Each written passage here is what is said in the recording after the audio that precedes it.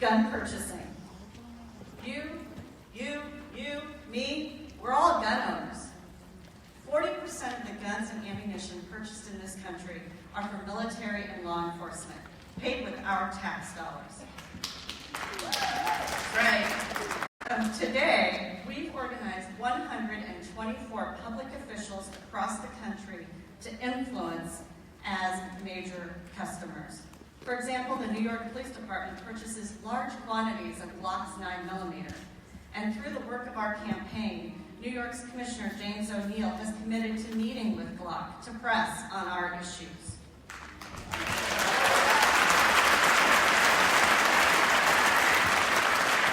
The second way we're organizing money is through investors, both institutional and individual. We want to invest in these companies. Investment equals power.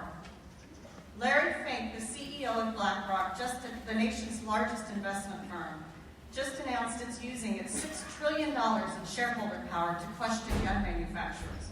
Our team provided input on the questions to ask.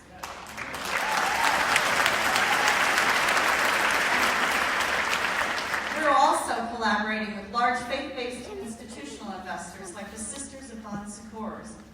When asked to join our strategy, they said, "How much should we buy?" Now, it's your turn. I want to invite you to join me as a shareholder in purchasing stock in one or both companies. You only have to have one share, and there's a sale going on with Smith & Wesson.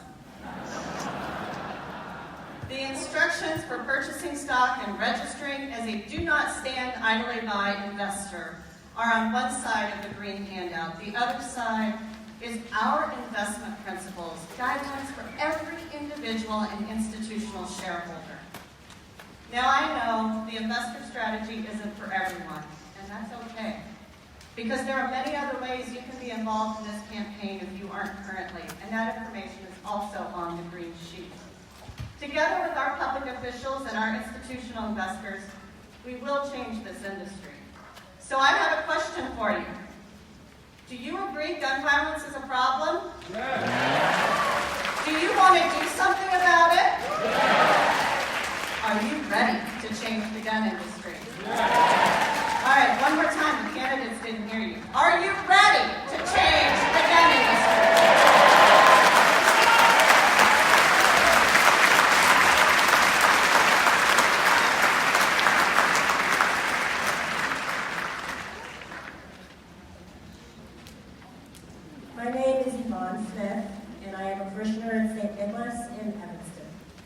which is also a charter member of United Power for Action and Justice.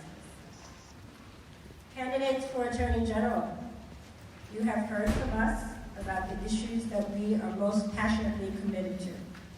Now we want to hear from you about these issues: gun violence, diversion of nonviolent persons from mental illness, from the correctional criminal system, and affordable housing.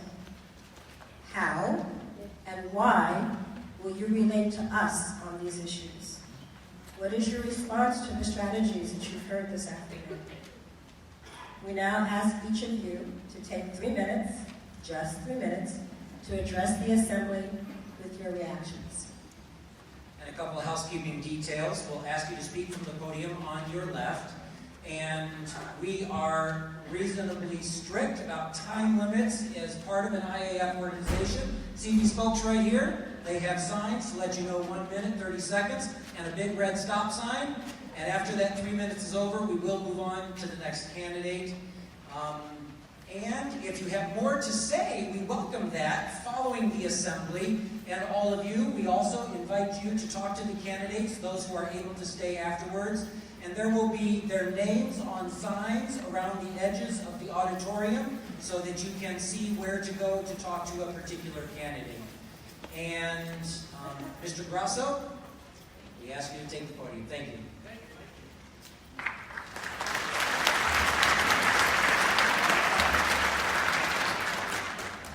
I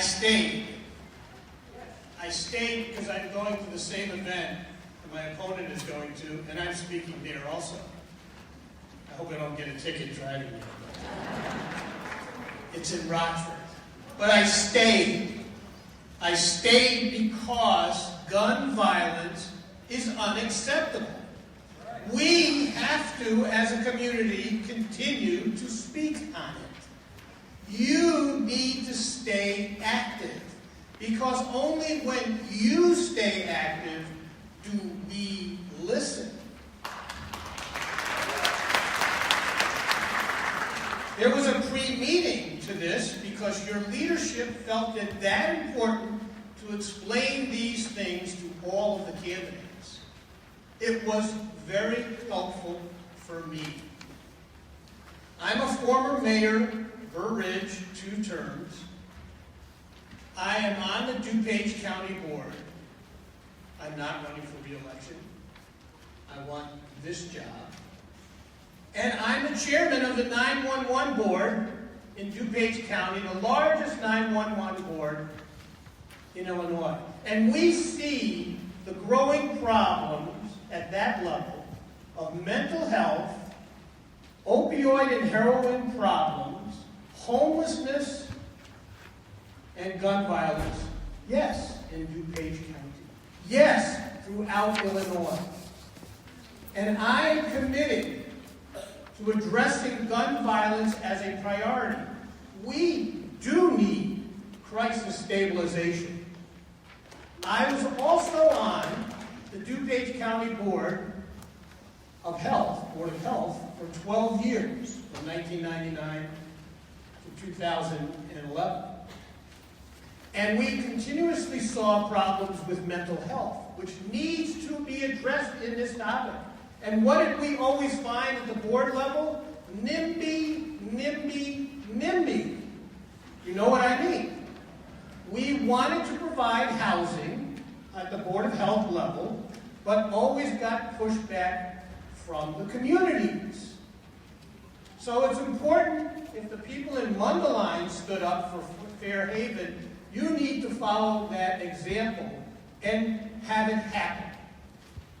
I am committed to crisis stabilization. I get it. I saw it for 12 years. I'm committed to providing housing, and I'm committed to diversion programs. And what can I do as Attorney General? Use the bully pulpit, this one that I'm using now, because that's what the Attorney General does. He or she advocates for you. Thank you, Mr. Grasso.